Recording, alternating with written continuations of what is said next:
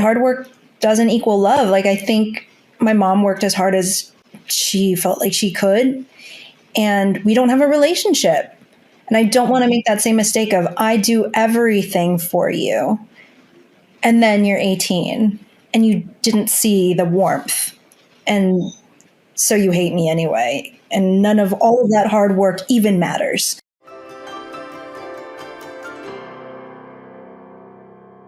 Parenthood has a way of bringing up parts of our past that we often didn't even know were still triggers for us. And that is even more true for those parents navigating complex trauma. Today, I am joined on the Securely Attached podcast by Stephanie Foo. When Stephanie was diagnosed with complex post-traumatic stress disorder, or C-PTSD, she left her job and dedicated herself to healing, a journey she beautifully captures in her book, What My Bones Know. Now, as a mother, she's navigating what it looks like to raise a child while carrying the weight of complex trauma, as well as the common worries and challenges that just about all new mothers face.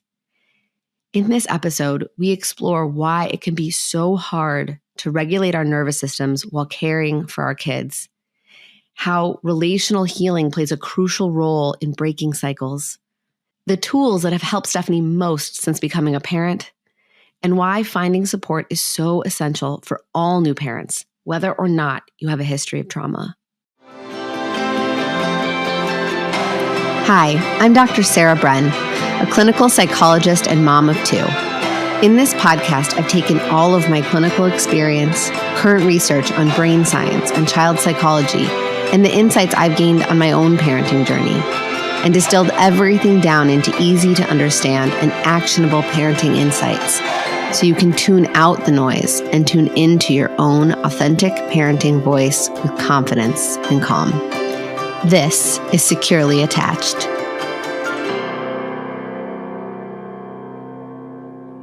Hello, everybody. Welcome back to the Securely Attached podcast. Today, we have a really, really incredible guest. We have Stephanie Foo here. She's the author of What My Bones Know. And I'm so grateful for you to come on the show. Thank you for being here. Thank you so much for having me. I'm happy to be here. I've listened to a bunch of episodes, so. I'm so glad. So one of the episodes that precursed this one was an episode that I did with Jacob Hom, who is a mentor of mine. He also had a big impact on this book that you wrote in your life. So I was curious, before we get into that, maybe we could talk a little bit about, a bit about your journey to writing this book and your experience and kind of where you are right now in motherhood. So in 2018, I think it was, the beginning of 2018, I was diagnosed with complex PTSD. I had always known that I had depression and anxiety. That was something that I'd suffered from since I was an adolescent. But having the diagnosis of complex PTSD made me sort of realize how big of an impact my childhood truly had on every day of my life. And at the time, I was a producer at This American Life, and I quit my job. I quit everything, and I just dedicated my time to researching and healing because it was also, I was suffering from a lot of panic attacks. I was having problems with relationships. I was just like, I need to sort of get a lock on this and understand myself once and for all. And so I went on this big healing journey for a couple of years that did culminate in me doing a few months of therapy with Dr. Hom. And I think when I was diagnosed, the other thing was I started looking for literature to help me feel less alone and to figure out what to do next. And there was nothing from a first-person perspective, and everything was pretty pathologizing and very medicalized, and usually for therapists. Mm-hmm. And so there was nothing for the individual, nothing that made me feel like a human being. And so I told myself, okay, if I'm able to heal from this, I'm going to write that first-person narrative because I knew how important that would be for making people feel seen and not like complete freaks like I felt when I was first diagnosed. So yeah, that was a couple of years ago. The book has done very well. I'm very blessed to say. And in 2023, I did have a baby, and now I am grappling with what it is to be a mother who has complex trauma and how to take care of him and also myself, that Mm. balance. Yeah. Yeah. I mean, it's a huge task for anyone, because we all know, like if you've entered into motherhood, I think we can all understand that it's just a hugely transformative experience. But when you come into that, when you cross that threshold with your own experience of trauma, whether you've done the work to like move towards healing it, I mean, it's kind of a lifelong process to heal chronic Of course. trauma. And it's like this giant extra task that can't totally be like uncoupled with it all. So Mm-hmm. I like very much appreciate how open I mean, I think I read your book. I listened to it because it's like, it's funny. Like, I feel like I never have time to read books. I like to consume my books through my ears. Ever But since becoming a mother, I only listen to books. I get it. Yeah. you have to, it's like every time I like reading a book is like such a time luxury. Right. Like, When you have the time, like, yeah, at least you can listen to a book while you're washing dishes or rocking. Yeah. right. Yes.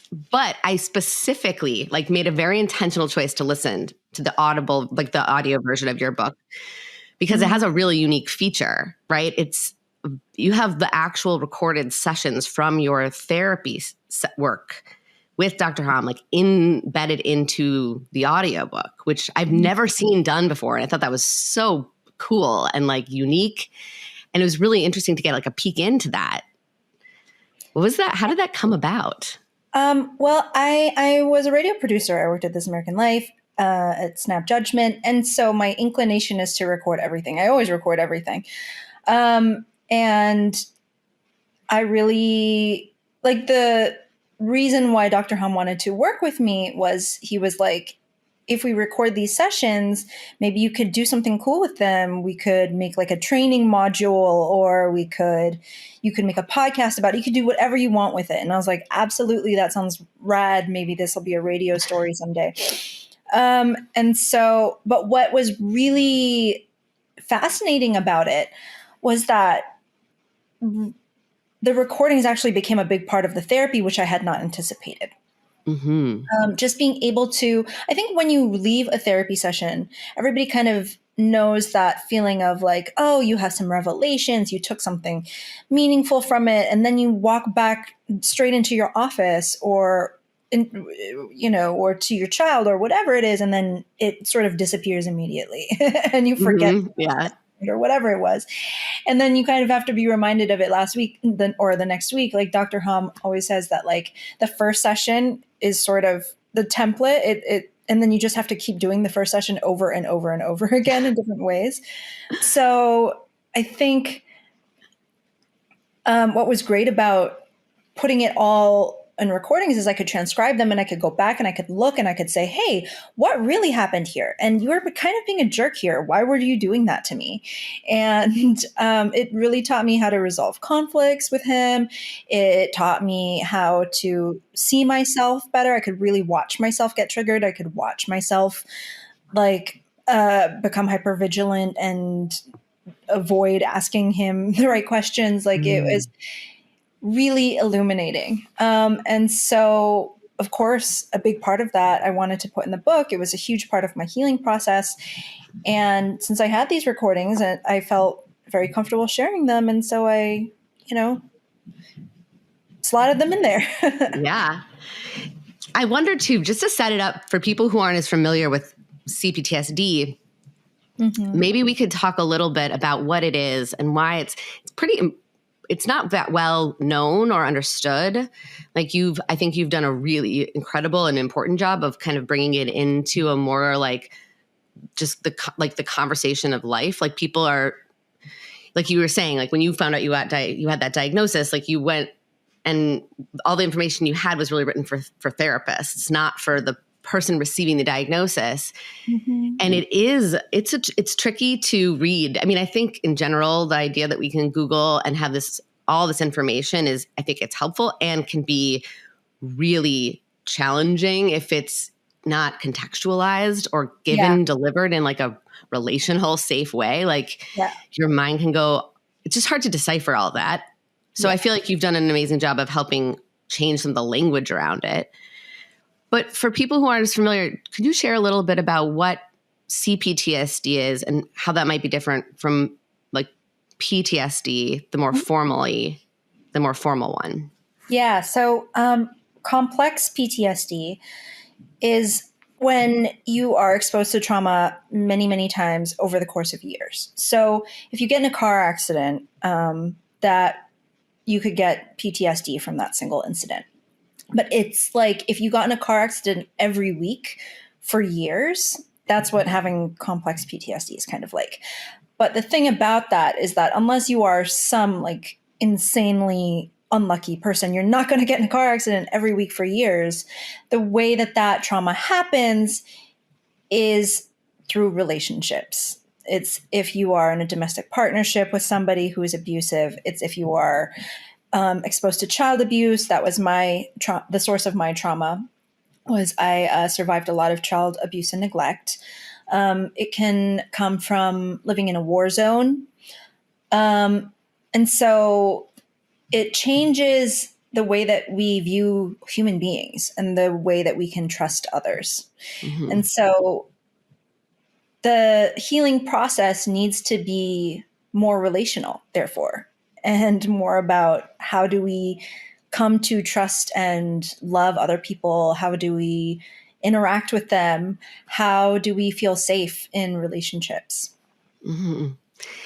And that's so important because I think when we think about trauma, this idea of like not feeling safe and we can understand like sort of what is happening for someone when they're having sort of moments of activation, like when their trauma response is being activated.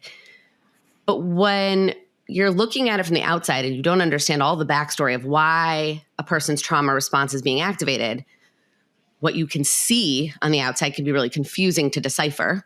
And so I think this is where a lot of the stigma comes, or the misunderstanding, or like, the challenges of when you live in a world where your entire internal blueprint of what I can expect from others and how I should be maneuvering myself through the world to stay as safe as I can is based on everything is dangerous.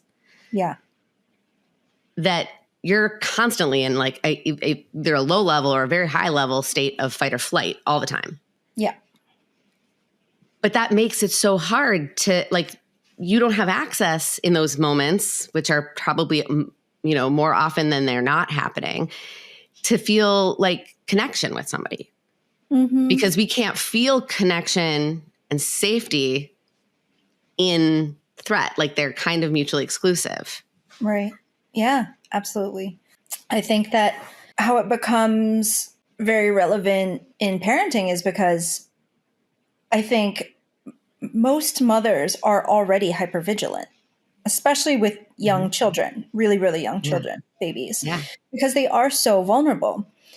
And so when you take that and then you ramp it up to be in even more of a fight or flight state, I think it can make it difficult to bond with your partner, with the child itself. It's hard to make those loving connections and feel that joy when you are so terrified all the time. Yeah.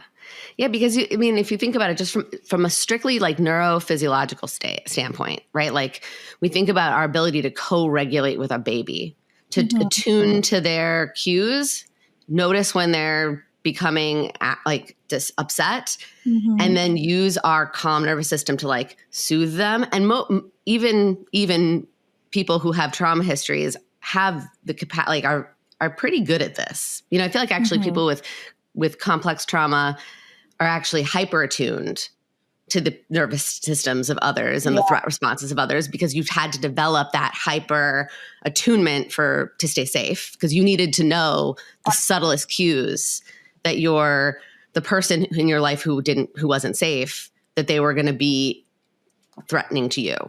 Mm-hmm.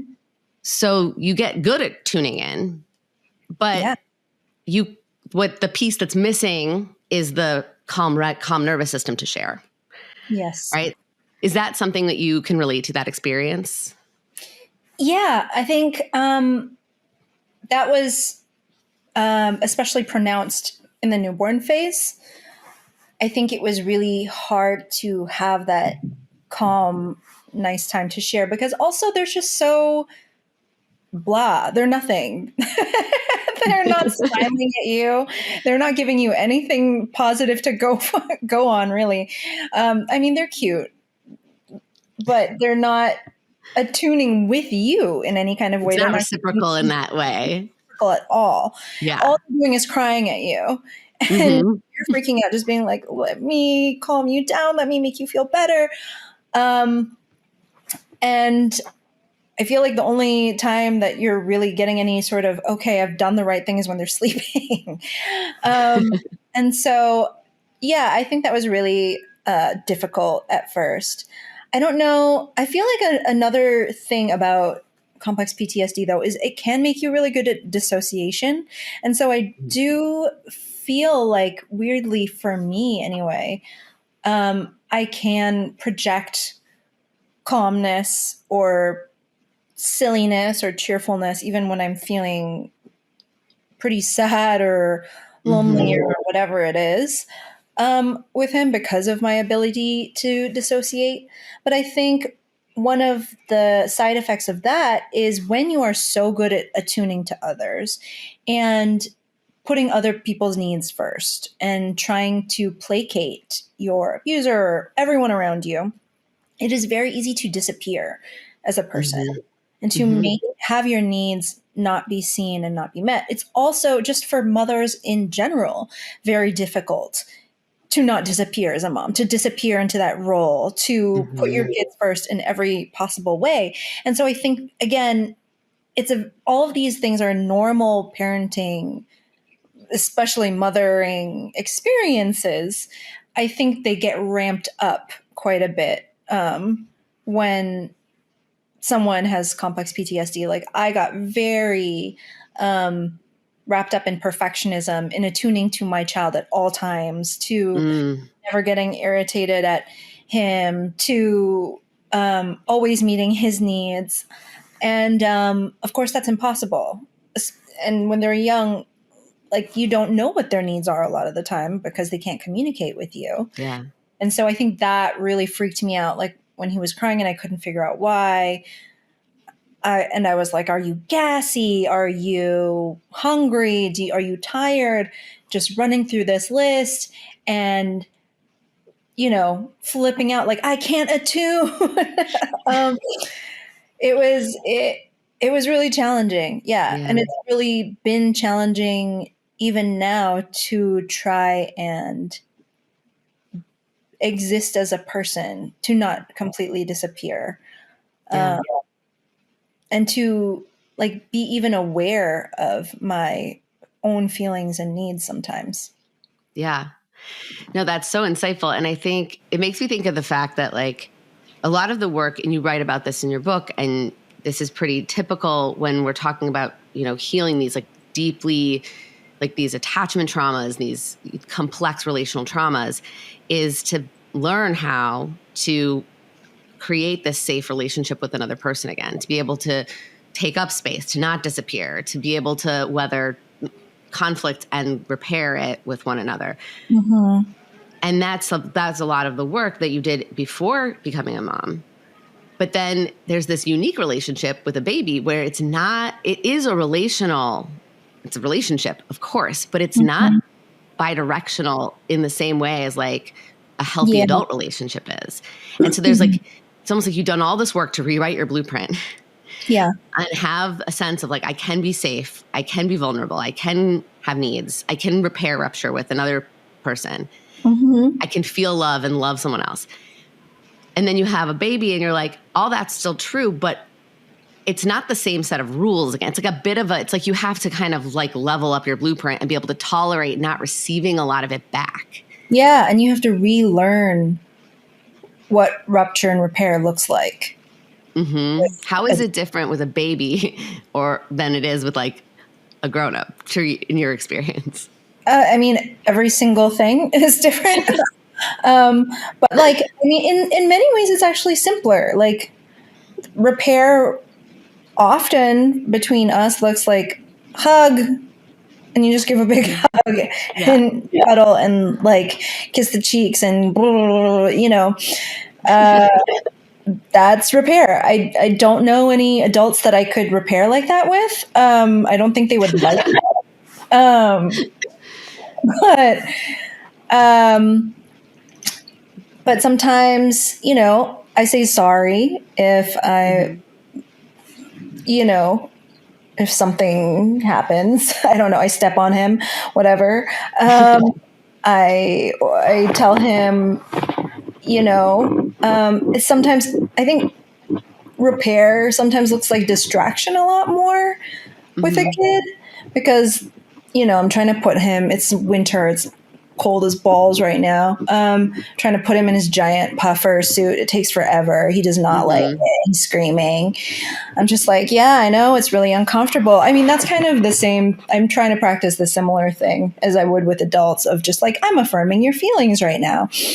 But then you also have to also be like, look, your foot's coming out of your pants. You have dogs on your feet. Look, woof, woof, coming out of your pants. Or like, hey, do you want to watch some Elmo? Because they're losing their mind or whatever on the train. So, yeah, I think I wouldn't try and distract other adults as much. But yeah, sometimes I feel like, and a lot of these things that I've practiced with him since he was a newborn in terms of like changing his diaper and being like, oh, I know you're uncomfortable. That's uncomfortable, right?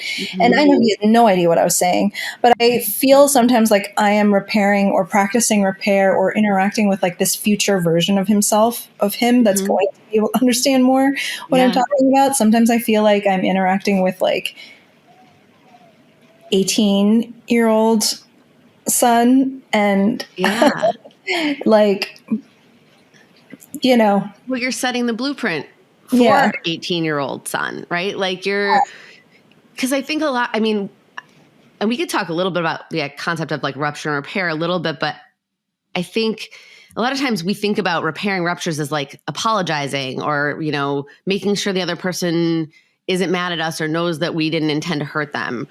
And that's a part of it and that's important. But especially when you're in a relationship where you're constantly, like I always talk about an attachment relationship, kind of like the metaphor I use is you're knitting a quilt and every single micro interaction you have with that child is a stitch, in the quilt. And we're going to drop stitches. Like that's normal and it's fine. And it's not going to damage the integrity of the quilt. But we do put a ton of pressure on ourselves to never drop one because we think, but the reason why I say this is because think about how the stitches that are going to fill up this child's quilt. And that's, I think, why in the case of like complex PTSD or these like relational traumas that are happening chronically throughout childhood, there's just rupture. There's like no accumulative micro, itsy, minuscule, but billions of them, moments of attunement and safety.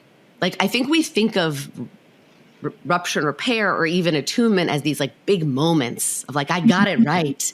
But really it's just being with someone in every second of our lives that we're, having some type of conscious connection with each other or unconscious connection with each other and chronically feeling that this sense of general safety. Right. And that I'm seen by this person. Totally. And that they're interested in my experience and want to keep me safe.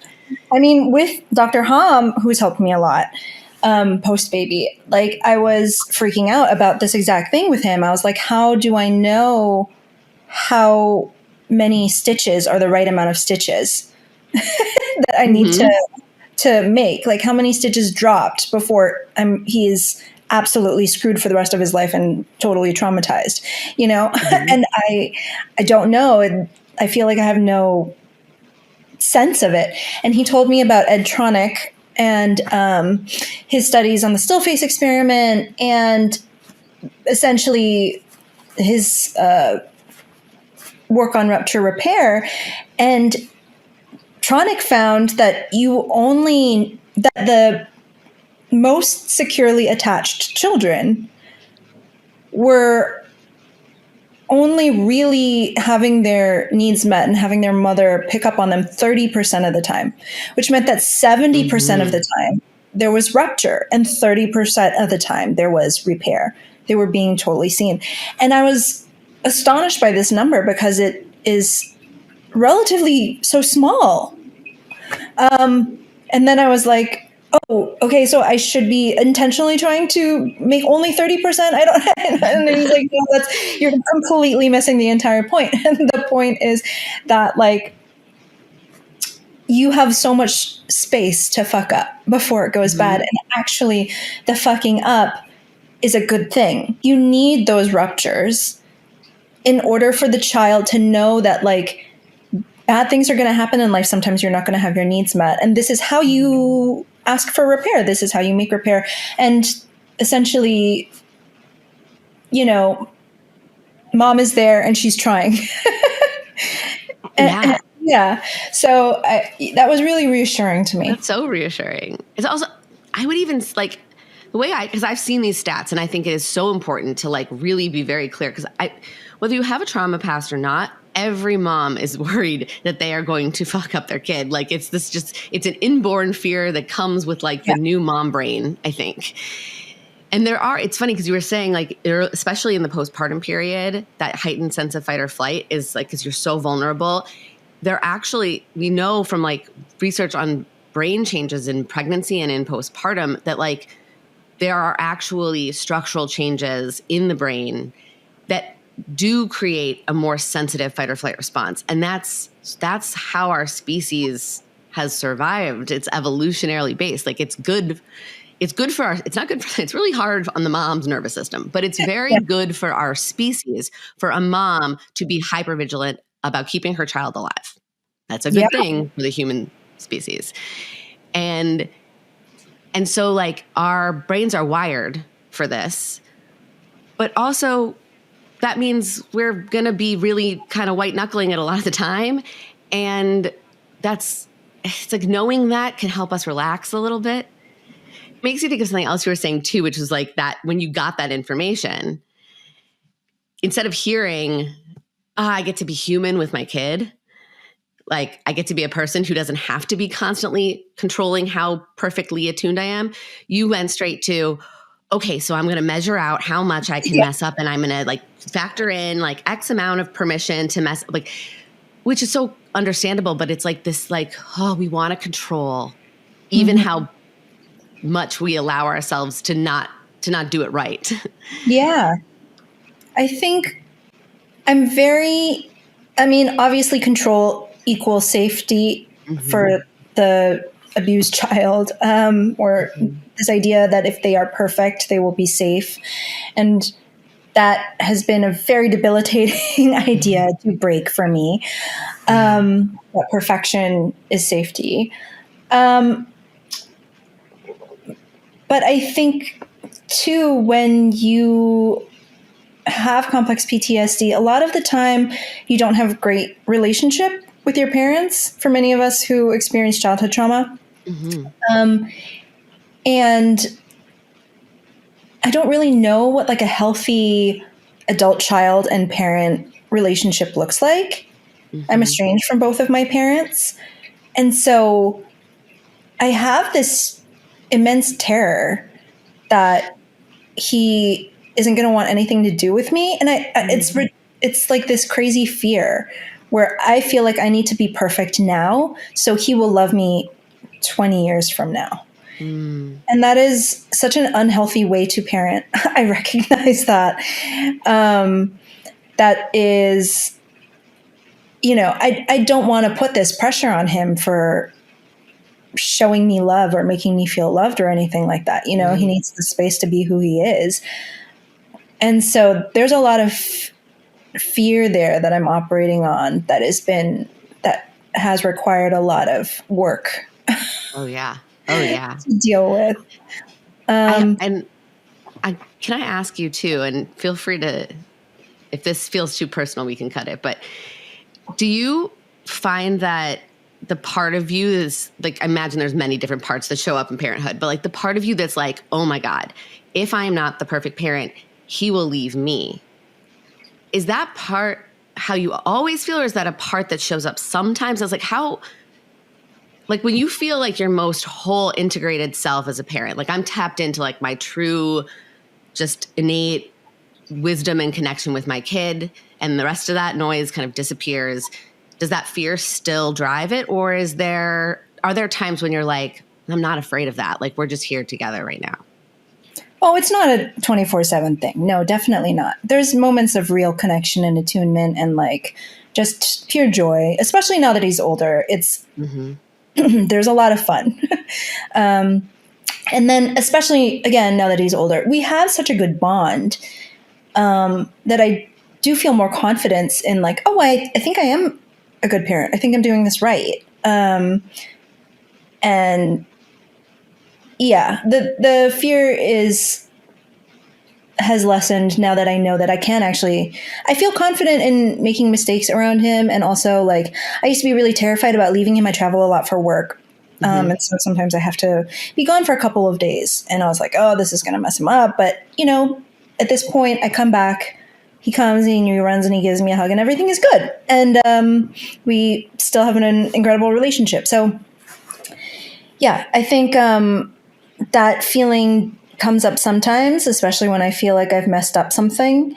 But a lot of the times it is just the day to day of, put food on the table, get dressed, play, let's go to the park, Yeah. the banal. The little mini micro stitches of the Yeah, blanket that aren't,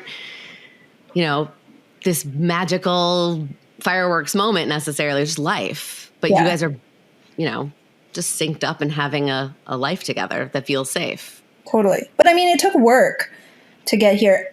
I mean, from when he was born, but also all the work that I did before. A lot of work over the years, so it's not, yeah, I don't know. It wasn't Yeah. easy. No. And it's, you were saying like when they're like a newborn and they can't give you those like facial cues or those verbal cues that like, hey, this is working. I'm feeling Yeah. safe with you. You have to just guess. And that absence of that, their capacity to like affirm that our efforts are landing for them is really hard. And then couple that with the fact that you're just like a postpartum mom who's like you've been birthed as a mother too. Like it's Mhm. really hard. I think that's why the postpartum period could be so difficult for a Yeah, lot of your parents. hormones are wilding out. Like, I had PPD, I had DMARE, which is when your levels of dopamine, I think, drop when your when letdown Mm. happens. Mm. And so I felt like I was being sucked by dementors, like, for the first Oh, minute of breastfeeding every single time. That was really rough.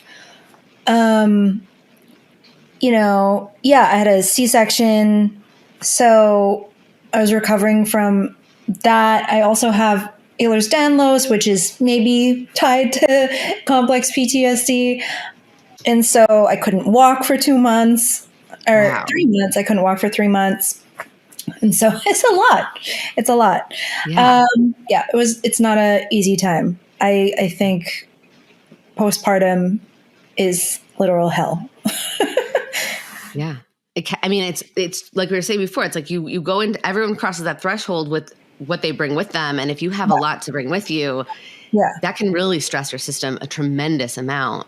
Yeah. And like, I mean, I think there's all this evidence now that shows that the main factors for PPD and for a lot of postpartum mental health is how much support you have. And again, if you have complex PTSD, probably don't have a good relationship with your parents are probably not there helping you.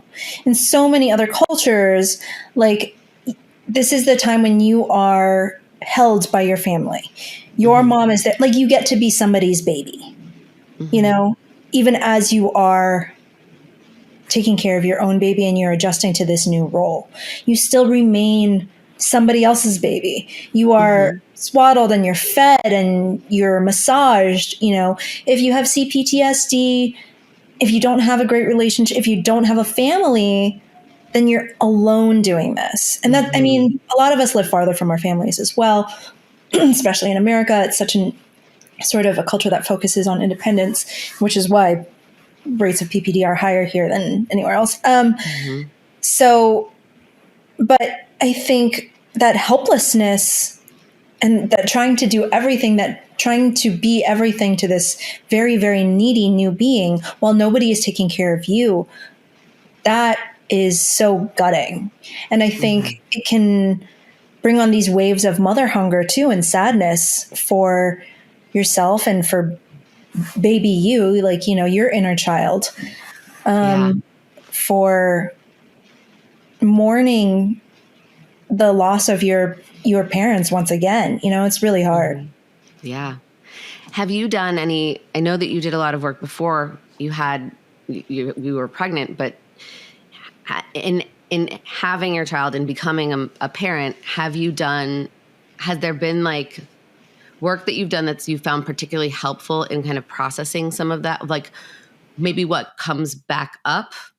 Maybe like, I'm thinking, I could imagine that if you have childhood trauma, that not only in your relationship with your child, that your child and all the things that your child is maybe receiving that you didn't receive because you're working so hard to give them, that could be really activating of a lot of painful memories and grief that you have to process. But I also think that, like you were saying, like just you, like a human being who's becoming a mom in the absence of a mom, like of your own mom, like that's so there. I feel like there's just all these different layers of reprocessing trauma that can happen in motherhood. Some of them related to the child, but some of them related to like your role as the mother and your inner child too. So have you found anything since having a child to be helpful in helping you kind of move through some of those things? I think trying to get better at asking for help and receiving help has been really important. From community, having a mom group has been really, really helpful. I joined my neighborhood mom group on Facebook, and we have a WhatsApp group, and just having this community of moms. I mean, I have a bunch of mom friends whose babies were born the same week as my son, you know, so we're all going through the same thing at the same time. And we have like a babysitting collective where, you know, that's nice. Yeah, like you really need help one afternoon, you can ask another mom for help and then you trade off, you know. You like built a village. Yeah, you have to build your own village. And you know, it's sucks that you have to do that, but it's necessary. So it's been really excellent.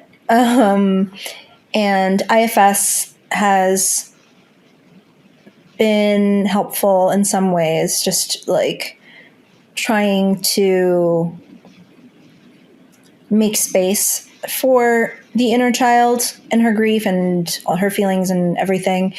And then I think one of the worst things, the hardest lessons, but the best lesson that happened is I had a really nasty concussion.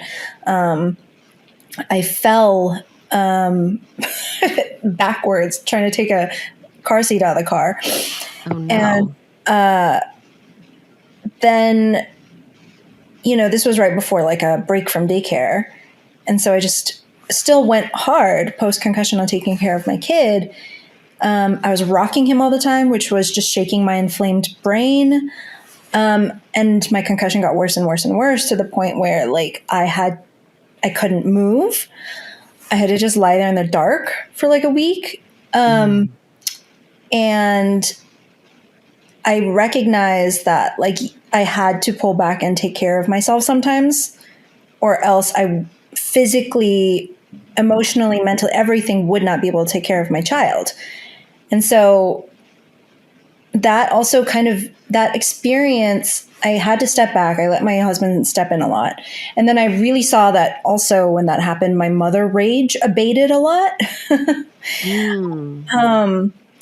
And I was like, and so now it's a good sign for me. Like when I start getting really, really angry, I start being like, oh, my inner child needs something.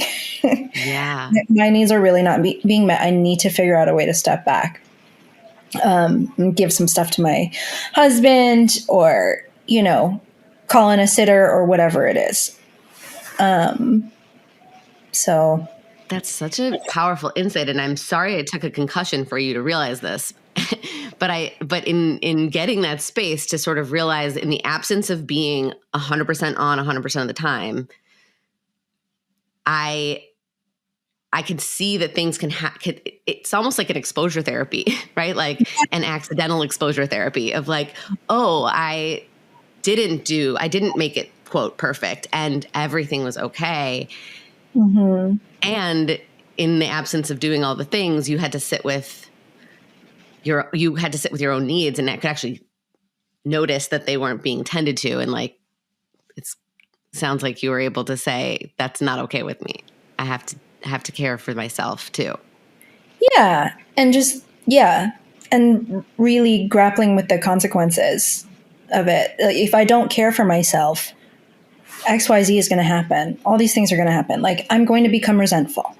I'm going to be angry. I'm not going to be as present of a mother. I'm probably going to miss a tune more. I'm going to fight more with my partner, and my child is going to see that, and he's going to see this increased conflict. You know, I'm going to not be as healthy. Like, I'm going to be really tired and hungry, and I'm going to get sick more, and so I will physically not be able to care for my child. Yeah. I'm going to have to pass him off anyway.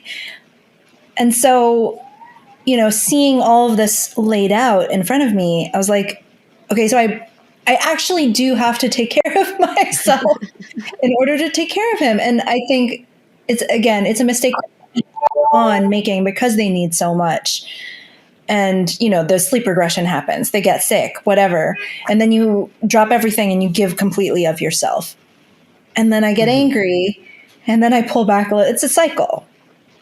Sure. And like, it's sometimes we just have to give everything, even when we don't have it, but that can't chronically be the way we approach parenting. Right. And it's interesting, like you're saying, all these things, if I don't take care of myself, all these things that I'm actually, that drive most of my parenting fear to be on all the time, are actually going to happen. Right. It's almost this paradox, right? Like the harder I parent, out of this fear that I could mess up at any moment and all the bad things will happen, actually burns us out in a way that could risk us being sort of taken out of commission, and the result being the things we're afraid of do happen. It's this, you know, catch-22. It's like when we can actually give this sort of parent-child balance, this sort of like family-centered approach versus child-centered approach of like, I am me, you are you, I have needs, you have needs.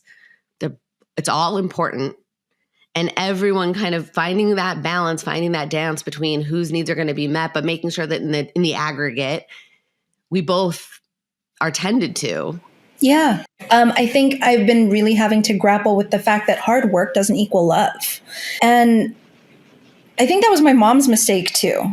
And I think looking at that has been very instructive. My childhood has been very instructive because I think my mom worked very hard to, you know, ferry me from Chinese lessons to piano lessons to volunteer at my school, do everything. But she wasn't very warm, and she was obviously very resentful of me for all of this. And I don't want to be that. I could see that happening. I could see a future in which I'm totally burnt out and resentful because he's taken my career and my life and my everything. And Yeah. I don't want to feel that way. And like I said, hard work doesn't equal love. Like, I think my mom worked as hard as she felt like she could, and we don't have a relationship. And I don't want to make that same mistake of, I do everything for you, and then you're 18 and you didn't see the warmth, and so you hate me anyway. And none of all of that hard work even matters. Yeah. I mean, I think that really speaks to the generational transmission of trauma, right? How trauma begets trauma. When a parent who's holding in all of this, like, sort of distorted understanding of what relationships and what safety and what love really looks like and feels like, because they didn't get it, because it wasn't available to them, it's really hard to pass it, to show up in parenthood with that capacity, like, that wasn't transferred, right? And instead, what was internalized is a sense of fear, transactional, like, I'm going to do this, so you'll do this.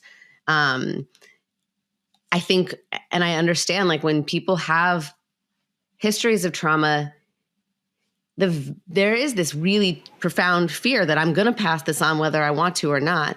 And I think that can all that desire to have that awareness that I don't want this to get passed down to my child can almost, like, swing us in the other direction of, like, parenting from a different place of fear. But, like, when we parent from fear, whether that fear is because I'm just blindly holding the internalized fear that was passed down to me that my parents held, or a new fear that, like, I have this awareness that I don't want to pass, that fear, but now I'm parenting from the fear of not passing it down, like, fear still gets in the way. And so that work of being able to say, like, it makes sense that I feel scared, and I have to find my own internal sense of safety. I have to find my trust in myself, that I can love my child and they can feel loved by me. And one day they probably will love me back, but they don't have to. Like, that this is that one, it's not completely one directional, but it is, like, we love our children.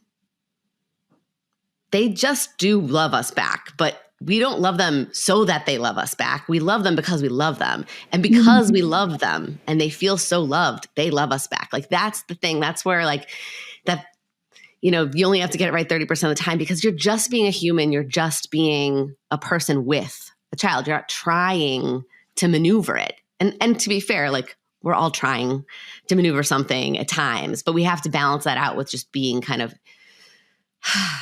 in it. Yeah, I think the love, it's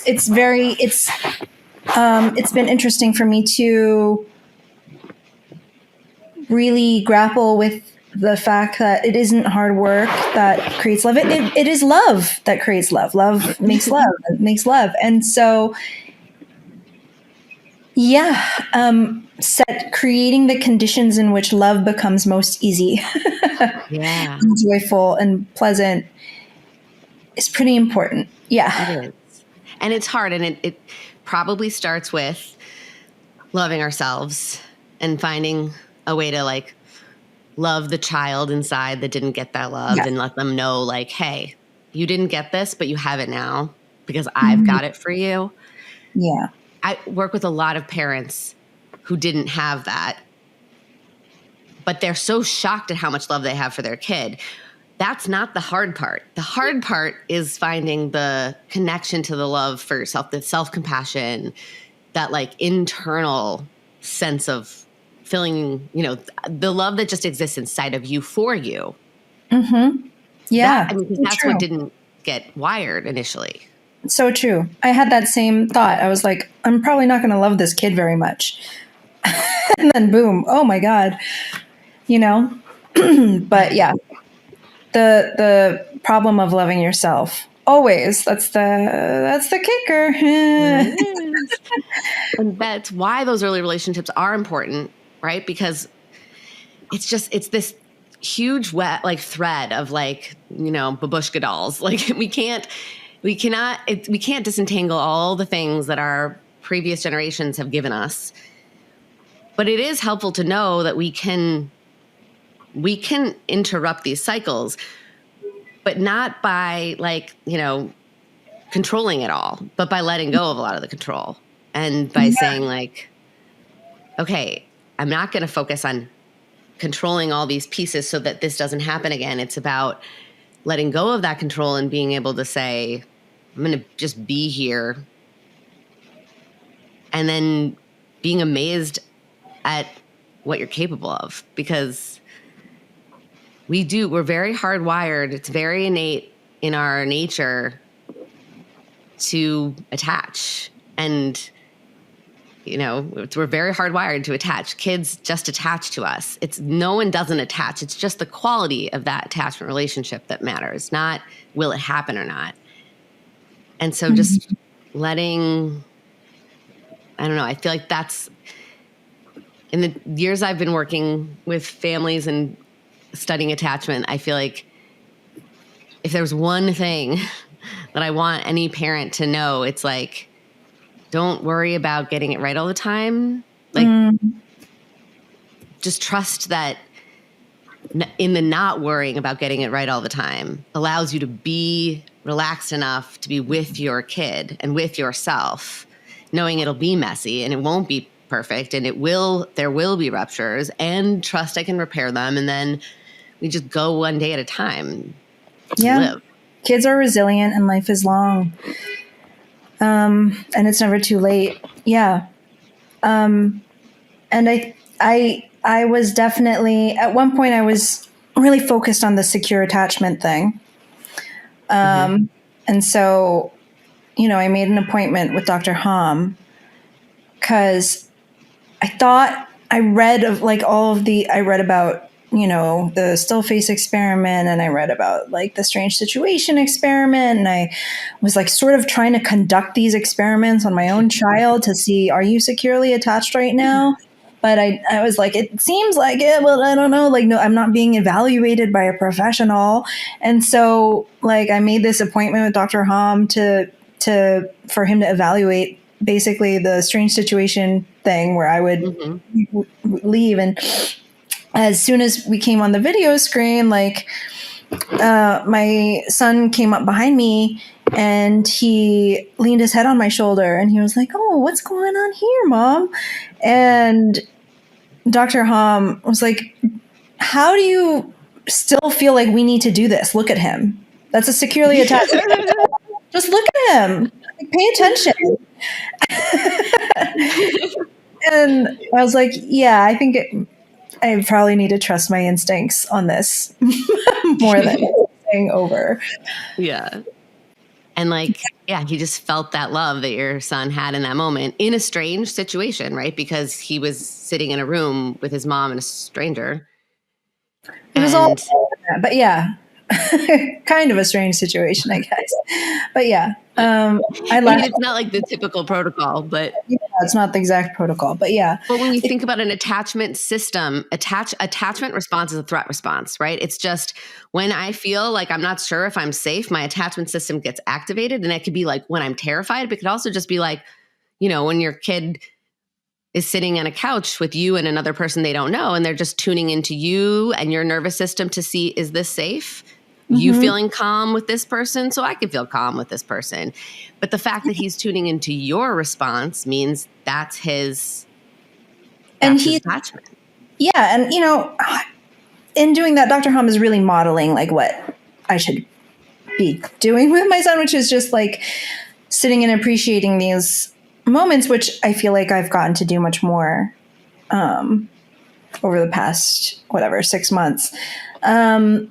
And yeah, I guess sometimes there are still moments of just like, I'll cry in front of my child. And then I'm like, oh my God, now does he feel like, is he ruined? Mm. And then, you know, I'll watch him and I get to see, like, in a situation where there's somebody else in the room and there's me, I just see that he has so much curiosity and he has so much confidence in exploring that curiosity. And I know that curiosity doesn't happen with fear. And I just don't see him exhibiting very much fear. And when he does exhibit fear, he comes to me and he's comforted. And then he grabs my hand and he's like, let's look at it together. And I'm like, okay, let's go look at it together. And I feel like that to me is so validating. That's the thing that makes me think I must be doing this right. I'm doing this differently. I'm breaking some cycles here. I'm doing a good job. Yeah. And that's the moment where I'm allowed to let go of the fear and just enjoy and be present, That's all you can ask for. And you worked really hard to be able to do that. I did. I worked so fucking hard. And you shouldn't have had to work that hard, but I'm really glad that you did for you, like for their inner child. I'm glad she got that from you. Yeah, I'm happy for all of us. Yeah. It's like a big family now. All the inner children and the outer children. Yeah, exactly. Yeah. So you're working on a book now, specifically on, is it like a sort of the next chapter of What My Bones Know? Yeah, I think so. I think it's not like a parenting. It's about parenting with complex PTSD. It's not about it's not a Dr. Becky Goodinside book. That already exists. It's not how to parent. It's not about how to parent with C-PTSD. It's like more about how to be a parent with C-PTSD. How are you taking care of your inner world as you go through this very challenging experience, I guess. Yeah. Well, I can't wait for that to be birthed at some point, because I definitely want to read it or listen to it. Thanks. Yeah. It'll probably take a minute because I have a kid now. So. Yeah. Oh, yeah. Take your time. If people want to follow you and your work, if they want to read your book, where can they connect with you? My book is available everywhere books are sold. Amazon, bookshop.org, your local bookstore. I prefer, as always, you buying from your local bookstore. But of course, if you are into the audiobook, Audible and Spotify both carry it. I think it is free to listen on Spotify if you have like a premium account. And my Instagram is foo. And I post like little tips and fun things there sometimes if you want to follow along. It's pretty delightful. I like your Instagram. Okay, thank you. And if anyone is interested in listening to the episode that Jacob was on, Dr. Hom came on and did an episode on the podcast. It ended up being one of our most popular episodes of all of 2024. So it was he's a gem. It's a great episode. So I'll put that in the show notes if anyone wants to listen to it. It was a good one. But it was so lovely talking with you. It was really fun.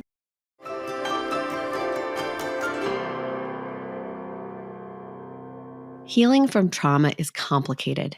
It can feel painful, confusing, and overwhelming. But breaking free from old cycles is possible. If you are looking for support in healing trauma, addressing attachment wounds, or simply help to feel more connected and grounded in your everyday life, working with a trained mental health professional can provide you with that safe space to begin your healing journey. My group practice, Upshur Bren Psychology Group, offers therapeutic services for those in New York State and virtual coaching nationwide.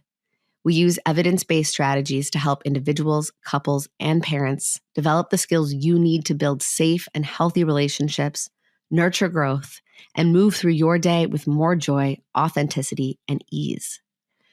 Go to our website, upshurbren.com. That's UPSHURBREN.com to learn more about our services and to schedule a free 15-minute consultation call to get our recommendation of supportive resources that best align with your unique needs. Or you can just go to the episode description wherever you're streaming this podcast and get a link to schedule your free call. I appreciate you being here. And don't be a stranger.